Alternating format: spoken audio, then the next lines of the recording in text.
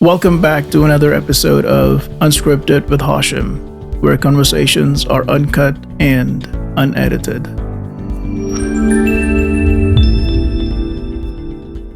Today, we have a distinct honor of welcoming a true public servant and a leader.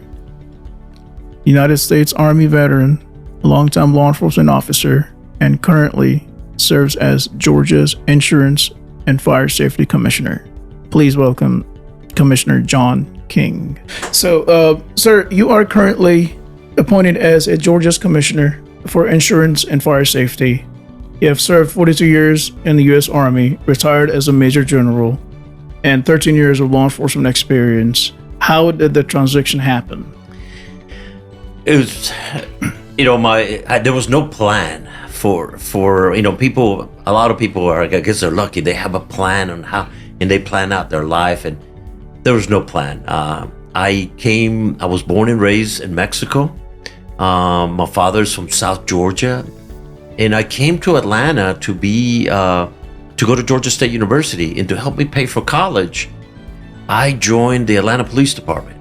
I served, my first assignment was high crime foot patrol on Auburn Avenue at night. And I actually got an opportunity an incredible honor to be able to, little things like walking Coretta Scott King to her car every night and being able to share some incredible insights. I was an Atlanta police officer for 7.5 years, had some incredible assignments. I was one of the original Red Dog members of the Red Dog Squad. Working on dealing with the epidemic of crack cocaine in our communities, where the city of Atlanta was just desperate to come up with an effective solution. Then I went to work for Doraville, where I rose through the ranks, and I was the chief of police for 14 years as a Doraville police chief. I also joined the Army as a private in the Georgia National Guard. And of course, after many deployments, I went to officer candidate school and became an officer. And I just retired 2.5 years as a Major General. And the reason I say that is not because I want to brag about the achievements, is that my story would be impossible anywhere else in the world. Only in America can a kid join the Atlanta Police Department as a patrol officer, rise to the rank to be a chief of police in a small community, a very diverse community, start as a private in the Army, and then retire as a Major General. This story is not possible anywhere else in the world. And I'm just truly honored to be able to give back. I became the insurance commissioner by accident again. The previous insurance commissioner was going to jail. And the governor asked me to come and clean up the mess. I had no ambition of becoming an insurance commissioner. The governor says, please come and clean this mess. And that's what we did. We fixed an agency that was absolutely broken. I work for the consumers. I don't work for insurance companies. I have fined insurance companies more than any other insurance commissioner in Georgia's history.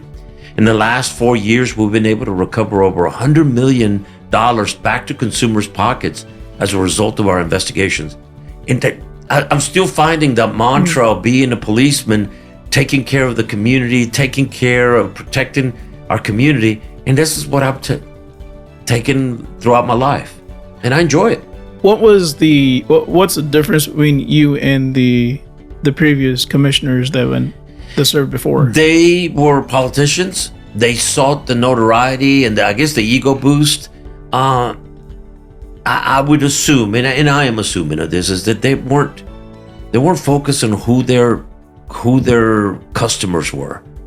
My customers are not insurance companies. The customers are the people of Georgia struggling every day to pay bills, to put food on the table, to afford insurance. And when insurance companies don't treat them right, they reach out to us, and we are their advocates. And that's what we work every day on. And I'm very proud. We've handled over 11,000 complaints this year alone. Oh, wow. I'm very proud to have been able to help a lot of people. We didn't get a chance to help everybody, but in a great portion of the time, we help people get what they're due. I honestly didn't think about this. I'm an Afghan veteran. I was serving in Afghanistan.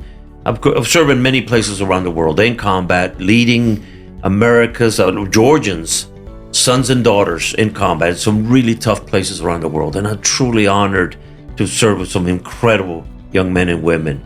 in some very trying circumstances. I served in Afghanistan. I was the advisor to the Minister of Interior, the head of the Afghan National Police. Why? Because I was the chief of police here in Georgia and happened to be a colonel at that time. And I had a lot of experience dealing with police organizations. I was protected by Afghans. Afghans kept me alive for 13 months. They took risks that a lot of people to protect me. And so I'm in debt to these incredibly courageous people who we left behind. That when, the previous administration, when the Biden administration decided to leave Afghanistan, basically we just left in the middle of the night. And my Afghan partners were reaching out to me, begging, can you help get me out? And I tried. I called John Ossoff's office. I called, Reverend Warnock's office, and neither one would respond to me. I had to come and embarrass them on an Atlanta TV stations before John Ossoff's office finally reached out. By then, it was too late. Too late. Okay. And the last message that I got from my Afghan partners is, I know you can't get me out, but can you help get my daughters out? Guys, that crushed me, Hash. That crushed my soul. What else? Stand for something. Even if you're wrong, stand for something. Don't just check hold your finger up and waiting for everything to be perfect and then engaging. A good example. Atlanta, I went to the Atlanta Police Academy. I trained at the Atlanta Police Academy in 1985. We had these folks protesting, trying to destroy the construction equipment, they're trying to stop. I know what importance it is to have police officers well trained to protect our community. It is a lot tougher today to protect our communities than it was when I first became a police officer. Our officers need to be trained 4 times as better than I was trained. But to destroy and to affect the ability to construct a training facility so our officers can be trained in a controlled environment instead of waiting to be trained on the streets on our citizens. John Ossoff couldn't bring himself to supporting the mayor of Atlanta and Atlanta City Council trying to make our police officers have better equipped police officers. I'm glad you said that, because sometimes what they say is on-job training is the best training that you can have, but not if you're a victim of a crime and you're trying to get or you've been detained improperly without evidence. Our citizens should not be the training aids for police. Sure. And it's a challenge. And since we're on that topic, we have seen so far about ICE. Yes. And the deportations, and these videos are going viral where masked men are wearing vests, coming in with unmarked cars, no license plates, no markings, just grabbing people and putting them in the cars and leaving.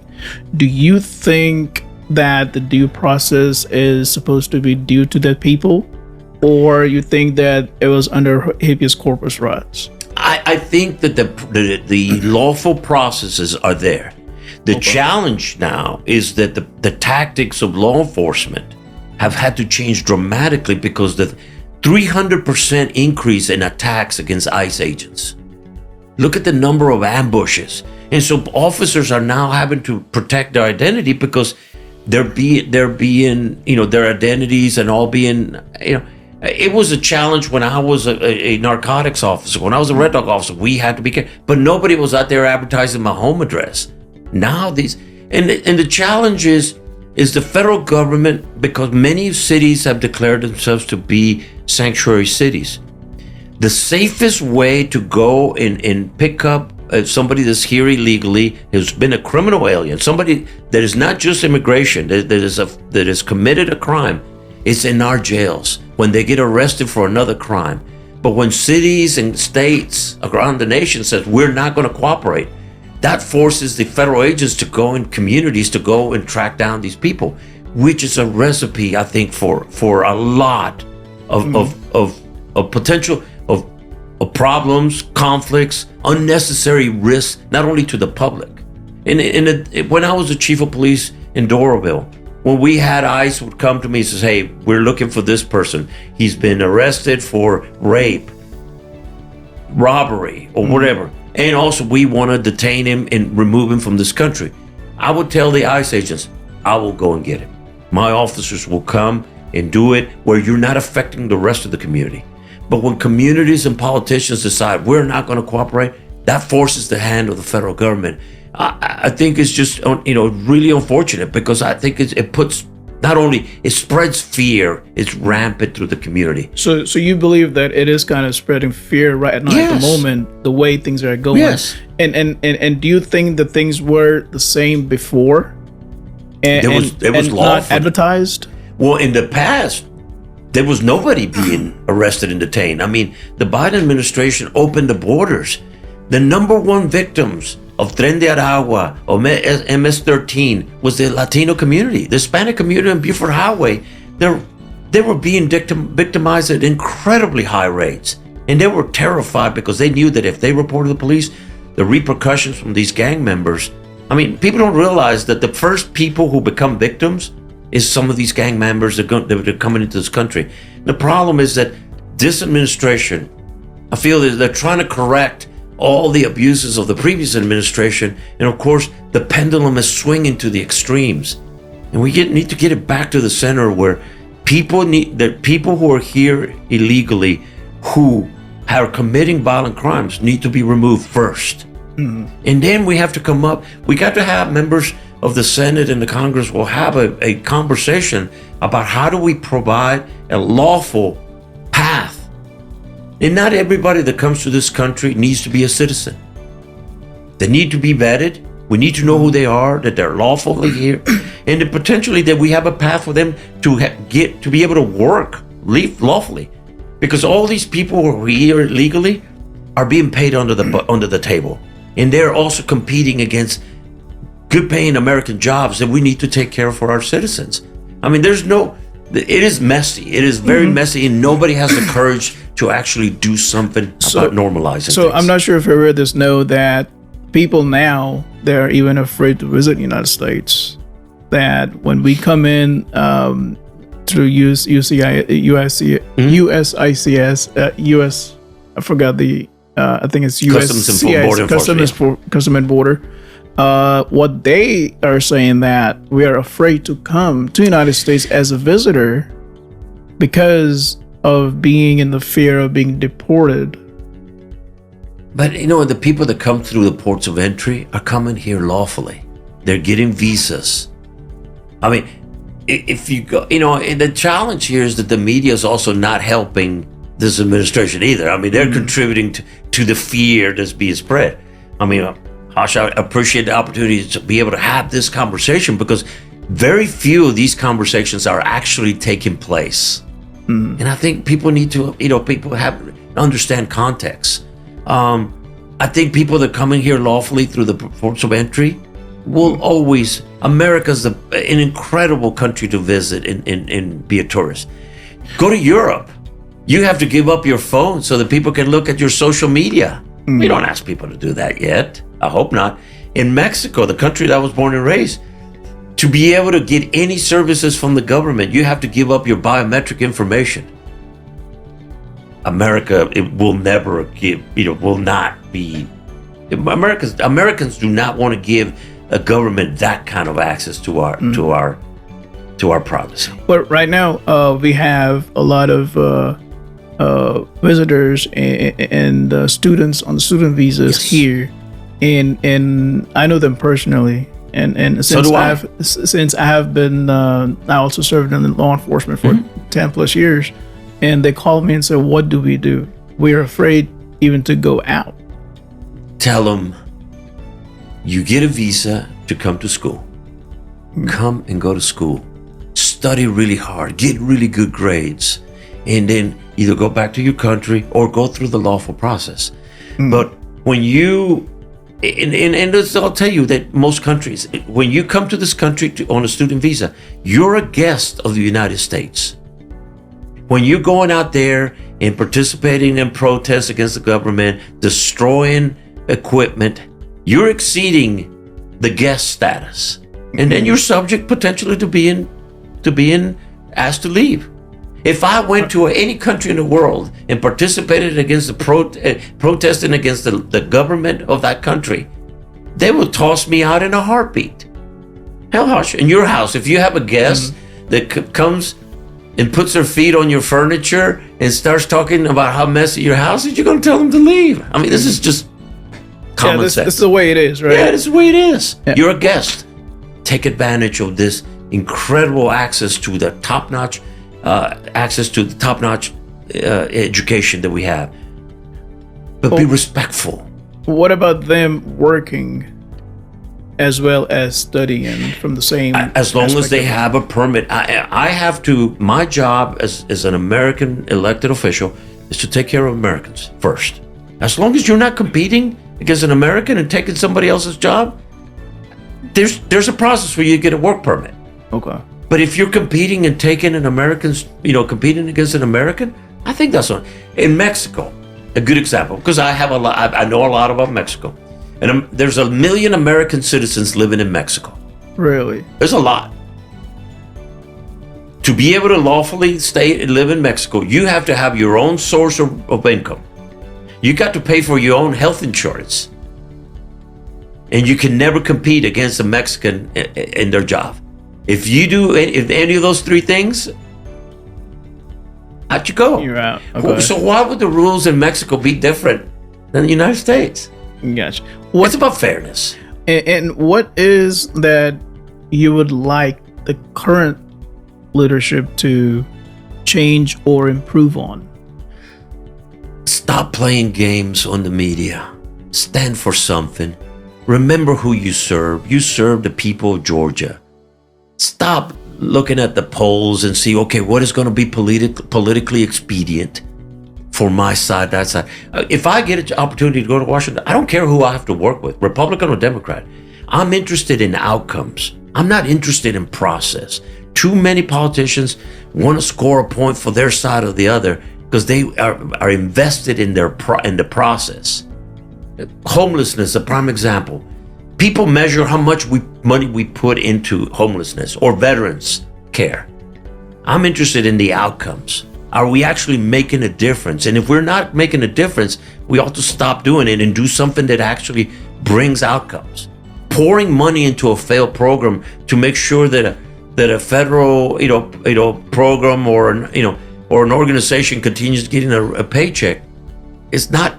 I'm not interested in that. I'm interested in actually getting what the intent of the program is about. If we want to, put a dent on homelessness, how many people are we rescuing off the streets of Atlanta or the streets of Georgia and actually helping them deal with their drug addiction, mental health, crises, and actually the roof over their head is the easy part. Is the other things that have to happen to make sure that person stays off the streets. We haven't done that. We spend a lot of money and the outcomes are dismal. So that means you need better public safety and everything. Better programs, veterans. Yeah. We have to have better trained police officers to recognize when the person is in crisis. Our jails are the worst place to give people mental health and emotional health support. We're just warehousing. The drug. I was a police officer. I arrested a lot of young people, and now I realize that we warehousing some of America's, the young men in their prime of their years, and just putting them in, warehousing them in a jail without any opportunity. How do we break this cycle? That's not effective. What about veterans? Because I know that as law enforcement, in your career, my career, we have answered calls where either somebody is suicidal or is not feeling good or in crisis, and that comes out to be mostly a veteran. What's the reason behind that? Because I thought you served the country. We owe these young men and women the support of this nation. We bring them, we break them when we send them into combat. And this country owes these young men and women absolutely a way to get back to where they can live productive lives. But you know what? Our transition from military to civilian life is dismal. We just yank them out of a very structured system and then put them out there to fend for themselves. And then our soldiers are having to wait 2 years to get a mental health appointment. Mm-hmm. I mean, a good example. The Veterans Hospital in Decatur on Claremont Road. One of the worst hospitals probably in the East Coast. Dismal outcomes. I mean, a couple years ago, they lost 13,000 files of veterans waiting to get treatment. Nobody got held accountable. That hospital is sitting next to one of the best hospitals in the nation, Emory University Hospital. Why is the government competing against a private hospital? It shouldn't be that way. It shouldn't be that way. The VA ought to be like an insurance company. Pay the bill so our veterans can be treated as close as possible to their homes and focus on outcomes, not on just pouring money into a program that doesn't have measurable results. Do you think there should be a separate prison or separate jail sites just in case somebody's veteran's been arrested so they can be treated? We've been very successful. Atlanta, Cobb. I'm not sure what the CAB does. A veterans court has been very effective. And it's veterans who they need to be held accountable. They don't get a pass. But at least they have people, a judge, a district attorney, prosecutors, and defense attorneys who will actually probably been veterans themselves. There has to be accountability because there's always a victim behind almost every crime.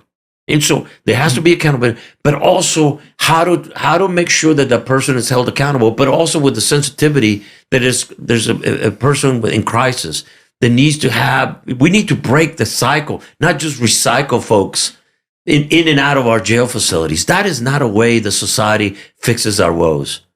And I wanted to ask you this, and I think I missed this question, but since we were talking with, for ICE, and one of the question was, I received that question, what do you think about denaturalizing a U.S. citizen and deporting him back? I don't agree. Taking somebody's citizenship, I don't support that.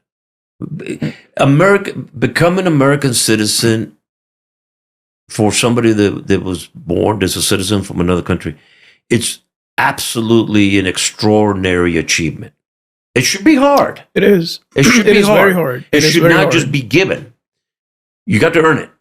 Now, that doesn't mean that we ought to not have a way for people to come and access jobs lawfully.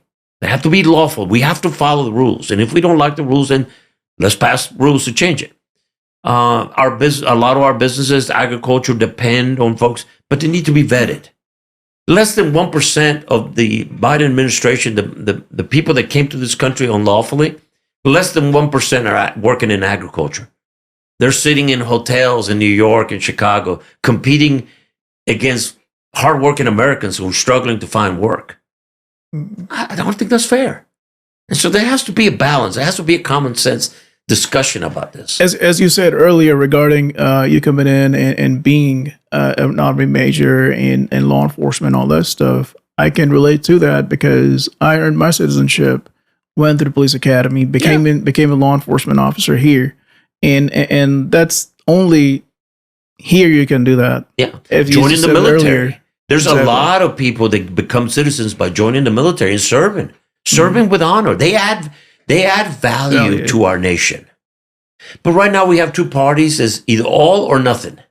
And they don't realize that there's a giant middle ground, that we need to have some thoughtful people to come and says, how do we work on fixing this? And the reason why I asked you that question was because I know you've been at Border Patrol as well. Yes. And you were assigned. I was the commander of, I was the lead military officer on the border region in 2017. The Army sent me there because I was born in Mexico. I had personal relationships with the Mexican military. And we worked and protected and secured that border for both sides, both Mexico and United States. Protected. Since we're on that topic, what do you think about the alligator Alcatraz? What media portrays, and I know there are two sides of the story, but what we see on social media and other media is not humane. It's not living conditions. I think before I could make that judgment, I would have to go there. I will tell you that, a lot of people, oh, you're sitting in the middle of the swamp.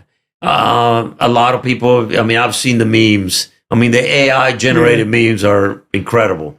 The facilities are temporary facilities to process people for deportation. They're air conditioned. They're lit. And you got to be careful when you start saying inhumane, because I tell you, if you compare the living conditions of American soldiers while we've been deployed, Alligator Alcatraz is a Holiday Inn compared to some of the places that my soldiers and I have spent time in. And I think what people's concerns were that, and as I touched upon earlier regarding due process, that there are concerns that some people are not receiving that. The people who are being detained there have received due process. They've been ordered to be deported.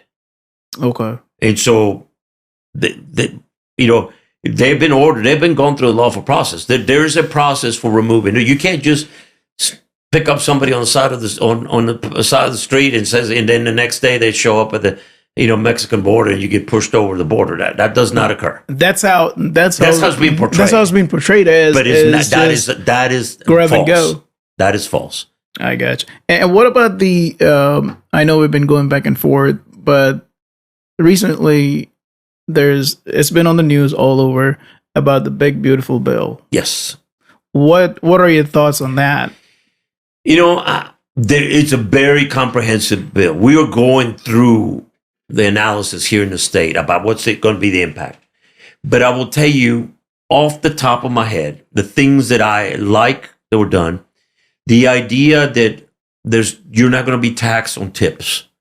Our service industry works their tail off. And they get paid like $2.50, and then you're expected to make the rest of your salary off a tip. It's unfair that you're getting taxed on the tip. Not paying taxes on your overtime. There's some hardworking people who work an incredible amount of overtime. They ought to be able to keep their money in their pocket. I don't like the idea that we're providing free healthcare insurance to people who are here, not here legally. They're here illegally. I'm glad that that's going to be cut out. There's a lot of fraud, waste, and abuse that has been identified. And I'm hoping that the Congress continues reducing and cutting out. We want to make sure that people in this country keep as much of their money, as in their pockets. As you know, Georgia is working very hard every year to reduce the state income tax. We want to do away with the state income tax because all the states around us have done away with the state income tax. And this is people in government needs to work within their means. Mm-hmm. You can't just continue printing money and passing this debt to our grandchildren. And so the government has to take an appetite suppressant. And so there's going to be some issues that they're going to come up. They're going to have to be addressed in subsequent bills. And so we're looking and doing the analysis on how does that affect Georgia, citizens. And we're working very hard to get that analysis. Do you think, in all of scheme of things, the habeas corpus has been practiced correctly with this administration? Yes. There are going to be some mistakes, just like there are mistakes every day. And we have a robust system of justice where an agency, a city, a county, a federal government, breaks the rules, they get held accountable. I mean, every law enforcement agent, when you make a bad arrest, then you're held accountable.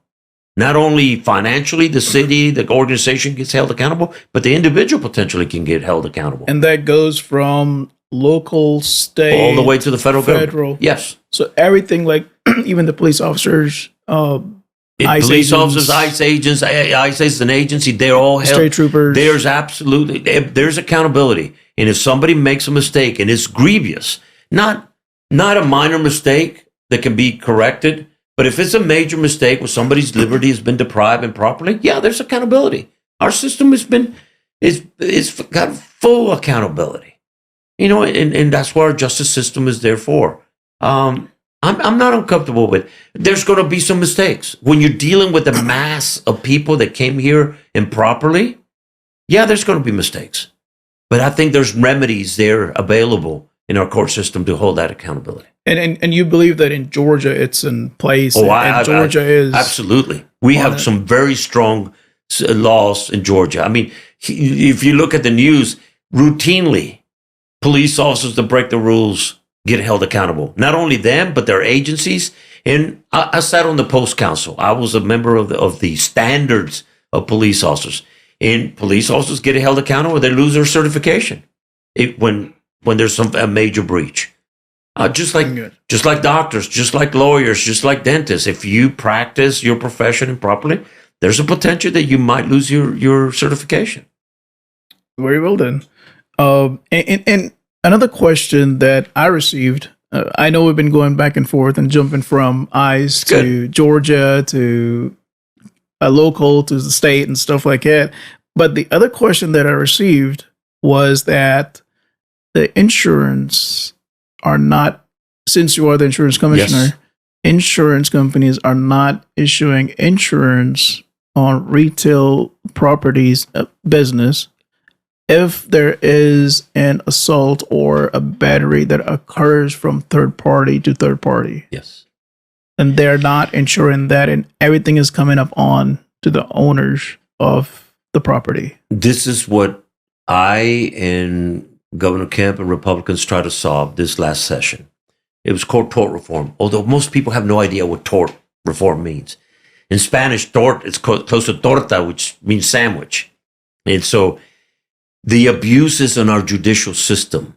And what happened is the companies, if you have a convenience store in Southeast Atlanta and you had an incident that occurred after you closed the store, you're getting sued. Whether you were at fault or not, you were getting sued because you had the insurance. Correct. And so lawyers were going and finding, and it was crushing small convenience stores, for example. And what happens is the majority, as a former Atlanta police officer, I know that the majority of the people buy their groceries at a small convenience store. That either have no cars or they don't have a means of transportation to get to a big supermarket. And so when we're closed, the insurance company says it's too risky. The crime rate is too high. We don't have an adequate police response. We're not going to sell you insurance. And that small convenience store had to choose: do I operate without insurance, or I go and pay more? And the cost gets passed on to the consumer. So what's the solution to that? Solution: we passed tort reform. We did. We got it by one vote. All Democrats, even John Ossoff criticized what we were trying to do. All the Democrats voted against it. But when does it go in effect? It's going into effect. Different components are going into effect this year. The problem is that, the problem right now is that we have so many backlog cases. The companies are watching to see, is this actually going to work or not? If you have any doubt of how the environment is, look at all the outdoor signs on the side of the road. Get paid $2 billion award. Insurance got changed from fixing your bumper in your car, repairing your injury, to you won the lottery. And the industry was never designed to be you won the lottery.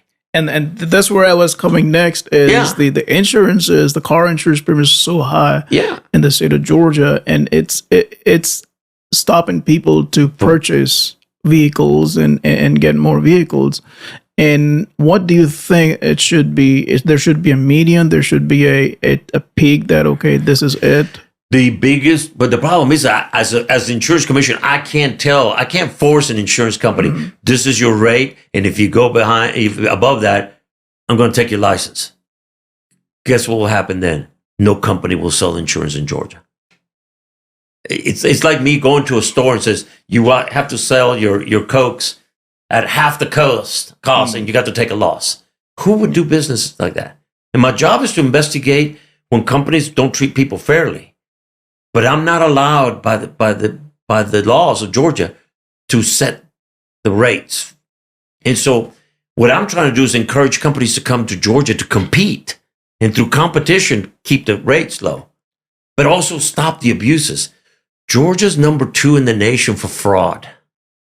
Really? Yes. That drives the cost of insurance. Right now the state minimum is 25, 50, 25. That doesn't even pay for the bumper and the sensors on your cars today. And so what happens is that when people have a wreck and they're not at fault, the person that has state minimum insurance, it comes back to you to pay for your own damage. And so what I encourage people, get uninsured motorist coverage. That is absolutely critical that you do that.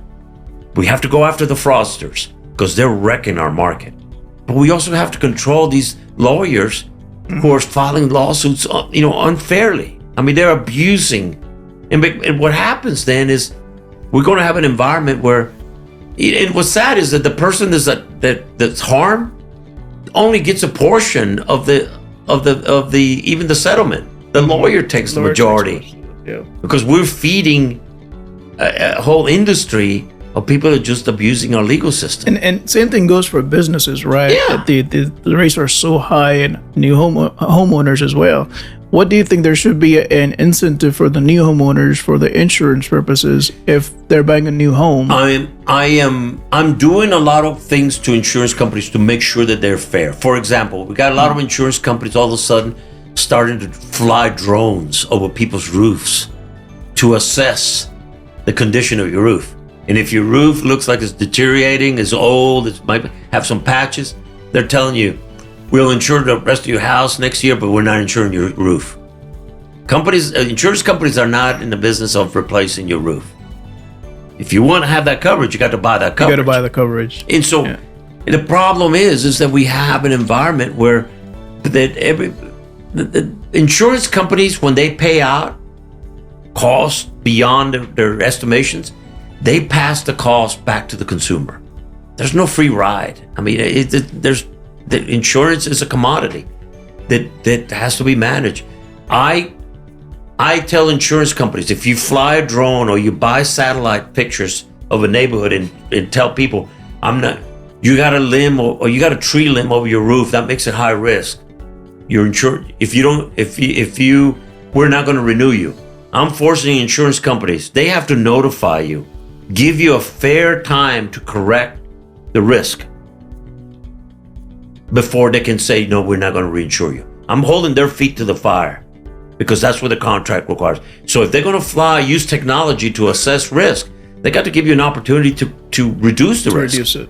Not just out of the middle of the night tell you, we're not going to cover you anymore. Gotcha. So recently there was a bill, House Bill 353, that was passed, and it's going to be in effect from July 2026, that the Georgia Lottery has to pay redemptions through a gift card.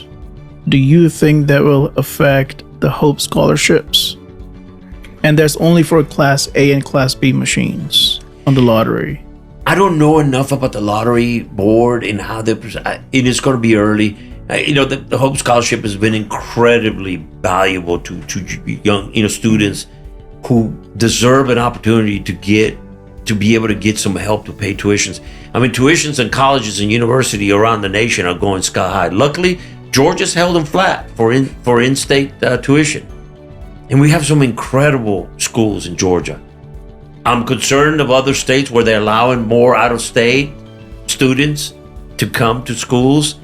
I want as many Georgians to have the opportunity to go to Georgia schools. And we pay the taxes to support our schools.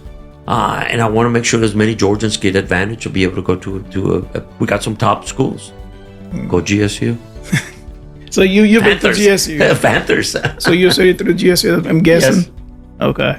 And one more thing is that when we apply for insurance, right, they ask your make, model, and the other question I had was that they ask if you have been issued any citations or have you been any. They ask you, but they're going into databases because all of this is public information. They're tracking. They're trying to assess how risky of a driver you are. So they're assessing risk, and then giving you a policy based on that risk. I always tell consumers, be cautious. All these apps that we enjoy having, and free apps, there's nothing free. You're selling your privacy. There's companies that go to Verizon or AT&T or go to Google and buy your information. They can tell what What is the route that you take to work every day? At what time of the day are you driving? Are you watching Instagram, or are you watching, they're assessing your risk. And I see the future where people are going to assess based on your driving habits, your speed, do you have your windows open? All these computers are building a data set that AI is going to determine your risk. And it doesn't bother me as much as they're using it. The only thing that bothers me is that you deserve to know that that's being used to assess your risk. The consumer has to be aware that their information is being accessed because you took the free app on your phone. They're selling you. If you look at the fine print, your GPS data, your music, you're driving a car and on the phone at the same time, they can tell. And I would caution consumers, be cautious about what you sign up. Read the fine print, because your data is what's being sold. Normally people don't read that. Then they expect your insurance to go up. They just sign up and that's it. Yeah. Very good. And it's, to me, our privacy is incredibly important. And I think Americans by far give up too much of their privacy as it is. For commercial, I'm not worried about the government so much. I'm worried about commercial enterprises using it in monetizing our data. And if you had to give a message to the citizens of Georgia and United States, what would that be? And if you would just, I would ask folks to look at my life from the days of being an Atlanta police officer, serving to protect my community. I love Atlanta. I have a lot of good friends. I love Doraville. And I've traveled as insurance commissioner across the state. Look at my life story. Talk to the people who have served with me in some really tough places. People who have put their lives on the line in defense of our nation. And they will give you the kind of person that I am. I will never forget who I serve, because I thrive in an environment of serving others. I enjoy that. This is not about an ego. I'm retired as a 2-star general. I don't need it to boost my ego. Of course, I'm married also to a policewoman, so she keeps my ego in check pretty steadily. okay. I'm about solving problems. I'm about outcomes. I'm not about process. I don't care who I have to work with or through to get things done. And I think we have too many people going to Washington that love to get in front of a TV camera for self-promotion. And that doesn't solve anything. Well, Commissioner, I thank you for coming in today in the podcast and letting the citizens know what you have to say and what the insights were. And it's been very grateful that you have been here. And thank you so much. I appreciate the opportunity to speak with you and your audience. Thank you. So this is it from this podcast today. If you have any comments, concerns, reviews, please leave a comment below, subscribe, and please let us know who you would like to see next on our podcast. Until next time, this is your host, Hashim Ahmedani.